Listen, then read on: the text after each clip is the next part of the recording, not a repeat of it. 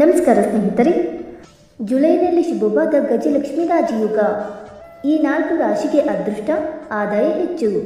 ಹೌದು, ಜ್ಯೋತಿಷ್ಯದ ಪ್ರಕಾರ ಶುಕ್ರನು ಪ್ರತಿ ತಿಂಗಳು ಒಂದು ರಾಶಿಯಿಂದ ಇನ್ನೊಂದು ರಾಶಿಗೆ ಪ್ರವೇಶಿಸುತ್ತಾನೆ.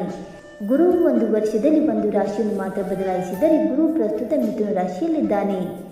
ಜುಲೈ 26ರಂದು ಶುಕ್ರನು ಮಿಥುನ ರಾಶಿಯನ್ನು ಪ್ರವೇಶ ಮಾಡುತ್ತಾನೆ.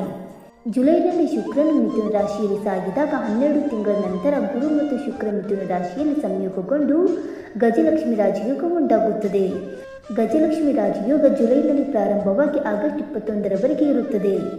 ಹಾಗಾದರೆ ಆ ಅದೃಷ್ಟವಂತ ರಾಶಿಗಳು ಯಾವುವೆಂದು ತಿಳಿದುಕೊಳ್ಳೋಣ ಬನ್ನಿ ಸ್ನೇಹಿತರೆ. ಅದಕ್ಕೂ ಮುಂಚೆ ನೀವು ನಮ್ಮ ಚಾನಲ್ಗೆ ಸಬ್ಸ್ಕ್ರೈಬ್ ಮಾಡದೆ ನೋಡ್ತಾ ಇದ್ದರೆ ದಯವಿಟ್ಟು ನಮ್ಮ ಚಾನಲ್ಗೆ ಸಬ್ಸ್ಕ್ರೈಬ್ ಮಾಡಿಕೊಡಿ ಸ್ನೇಹಿತರೆ. ಹಾಗೆ ವೈದಿಕ ಜ್ಯೋತಿಷ್ಯ ಮತ್ತು ಆಚಾರ ವಿಚಾರಗಳಲ್ಲಿ ನಂಬಿಕೆ ಇದ್ದರೆ ವಿಡಿಯೋಗೊಂದು ತಪ್ಪದೆ ಲೈಕ್ ಕೊಟ್ಟು ನಿಮ್ಮ ಆತ್ಮೀಯರಿಗೂ ಶೇರ್ ಮಾಡಿ. ಮೊದಲನೆಯದಾಗಿ ಮಿಥುನ ರಾಶಿ.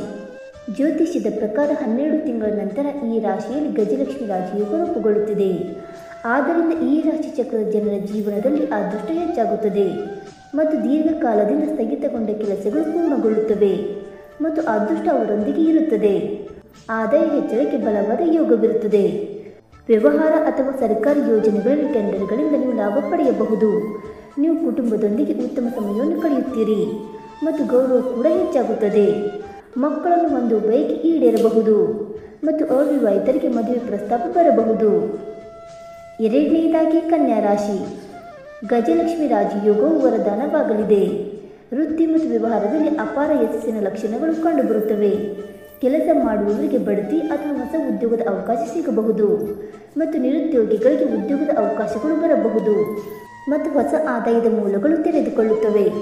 ಆರ್ಥಿಕ ಸ್ಥಿತಿ ಬಲವಾಗಿರುತ್ತದೆ, ಮನಸ್ಸು ಸಂತೋಷವಾಗಿರುತ್ತದೆ ಮತ್ತು ಆರೋಗ್ಯವು ಅತ್ಯುತ್ತಮವಾಗಿರುತ್ತದೆ. ಮೂರನೆಯದಾಗಿ ತುಲಾರಾಶಿ.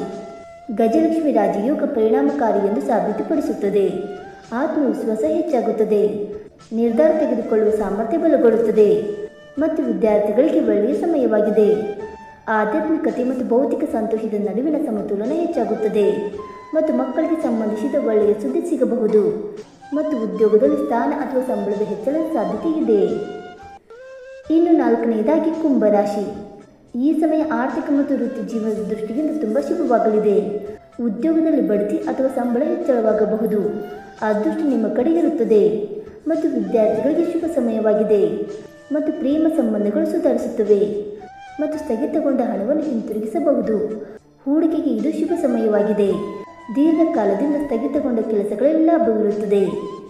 ಸ್ನೇಹಿತರೆ, ಈ ಮಾಹಿತಿ ನಿಮಗೆ ಇಷ್ಟವಾಯಿತಾ? ಇಷ್ಟವಾಗಿದ್ದರೆ ವಿಡಿಯೋಗೊಂದು ಲೈಕ್ ಮಾಡಿ, ಶೇರ್ ಮಾಡಿ.